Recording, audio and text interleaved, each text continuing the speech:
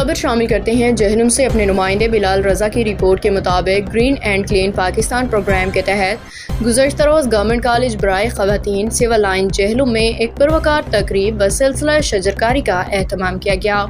جس کے مہمان خصوصی اسسٹنٹ کمشنر کوآرڈینیشن حافظ محمد زنیر یونس اور ڈاکٹر شہزانہ امتیاز تھیں، جنہوں نے اپنے ہاتھ سے پودا لگا کے باقاعدہ افتتاح کیا۔ اس موقع پر chairman youth assembly for human rights ضلع جہلم عبدالغفور چوہان، محترمہ فلک ناز سیٹھی، امبرین ملک، سعید احمد، صدر الصدیق ویلفیئر سوسائٹی سب نے اپنے اپنے حصے کا پودا لگایا اور دعا مانگی۔ مہمان خصوصی کے آنے پہ پرنسپل کالج اعظم مس سمیت عرفہ اور کالج کے اسٹاف نے ویلکم کیا، پھولوں کے گلدستے پیش کیے، جبکہ کالج کی بچیوں نے پودوں پہ ایک ٹیبلو پیش کیا۔ اسسٹنٹ کمشنر کوآرڈینیشن حافظ محمد زنیر یونس نے میڈیا سے گفتگو کرتے ہوئے پرنسپل اور اسٹاف کے کام کو سراہا